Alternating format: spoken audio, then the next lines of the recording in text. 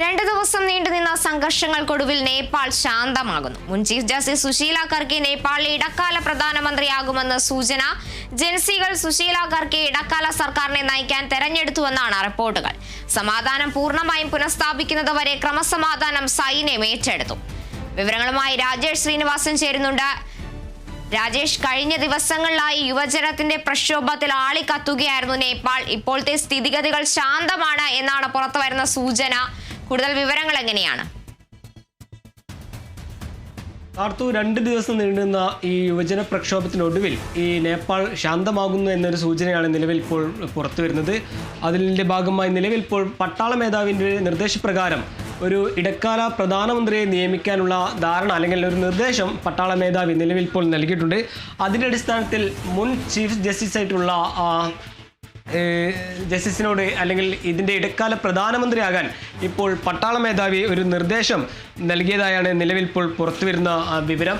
മുൻ chief justice ആയിട്ടുള്ള സുശീല കർക്കി ഒരു ഇടക്കാല പ്രധാനമന്ത്രിയാകുമെന്നൊരു സൂചന നിലവിൽ ഇപ്പോൾ പുറത്തു വരുന്നു.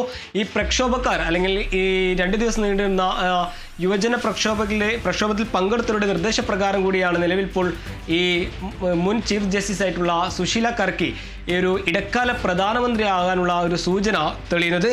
എന്തായാലും ഈ കാഠ്മണ്ഡുവിലെ മേയർ ബാനഷ അടക്കമുള്ള ആളുകളെ ആദ്യം ഒരു പരിഗണനയിലേക്ക് ഈ പ്രക്ഷോഭകാരികൾ കൊണ്ടുവരുന്നൊരു സാഹചര്യം ഉണ്ടായിരുന്നു.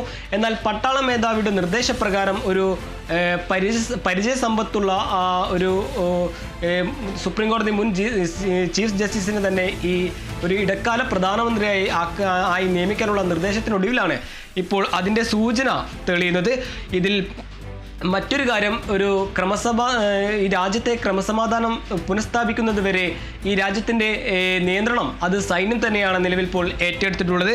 എന്തായാലും ഒരു അഴിമതി വിരുദ്ധ പ്രതിച്ഛായുള്ള മുൻ സുപ്രീം കോടതി ജഡ്ജിനെ തന്നെ അല്ലെങ്കിൽ ചീഫ് ജസ്റ്റിസിനെ തന്നെ ഒരു ഇടക്കാല പ്രധാനമന്ത്രി ആക്കാനുള്ള നിർദ്ദേശമാണ് നിലവിൽ ഇപ്പോൾ നൽകിയിട്ടുള്ളത്.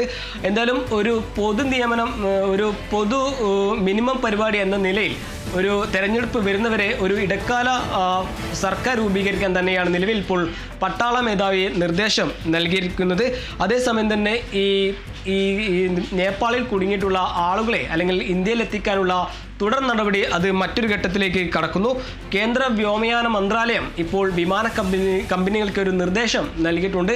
നിർത്തിവെച്ചിരിക്കുന്ന വിമാന സർവീസുകളെല്ലാം പുനരാരംഭിക്കാനുള്ള നിർദ്ദേശം ഇപ്പോൾ കേന്ദ്ര വ്യോമയാന മന്ത്രാലയം നൽകിയിട്ടുണ്ട്. ഈ യാത്രക്കാരിൽ നിന്ന് അമിത ഫീസോ മറ്റോ ഈടാക്കരുതെന്ന നിർദ്ദേശവും നിലവിൽ ഇപ്പോൾ കേന്ദ്ര വ്യോമയാന മന്ത്രാലയം നൽകിയിട്ടുണ്ട്. അതിനടിസ്ഥാനത്തിൽ പ്രത്യേക വിമാന സർവീസുകൾ തന്നെ ആരംഭിക്കാനാണ് നിലവിൽ ഇപ്പോൾ എയർ ഇന്ത്യ അടക്കമുള്ള ഇന്ത്യ അടക്കമുള്ള വിമാന കമ്പനികളുടെ തീരുമാനം. അതേസമയം തന്നെ ഈ രാജ്യത്തിൻ്റെ ക്രമസമാധാനം പുനഃസ്ഥാപിക്കുന്നവരെ ഈ രാജ്യത്തിൻ്റെ ഒരു നിയന്ത്രണം സൈന്യം തന്നെയാണ് നിലവിൽ ഇപ്പോൾ ഏറ്റെടുത്തിട്ടുള്ളത്. എന്തായാലും 2 ദിവസം നീണ്ടുനിന്ന ഈ യുവജന പ്രക്ഷോഭത്തിനൊടുവിൽ നേപ്പാൾ ശാന്തമാകുന്നു അല്ലെങ്കിൽ സമാധാനത്തിലേക്ക് കടക്കുന്നു എന്നൊരു പ്രതീക്ഷയുള്ള വാർത്തയാണ് നിലവിൽ ഇപ്പോൾ പുറത്തുവരുന്നത്. അതേസമയം തന്നെ ഈ മരിച്ചവരുടെ എണ്ണം 30 കടന്നതായാണ് നിലവിൽ ഇപ്പോൾ പുറത്തുവരുന്ന റിപ്പോർട്ടുകളെല്ലാം സൂചിപ്പിക്കുന്നത്.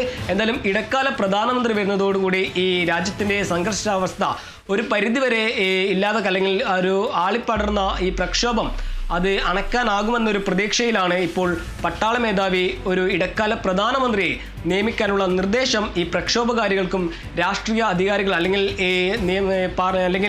ഈ മന്ത്രിസഭയിലെ മറ്റു മന്ത്രിമാർക്കും നൽകിയിട്ടുള്ള വിവരം നിലവിൽ ഇപ്പോൾ പുറത്തു വരുന്നത്. കാർത്തു, ശരി, വ്യക്തമാണ്. രാജേഷ് ശ്രീനിവാസനാണ് വിവരങ്ങൾ നൽകിയത്.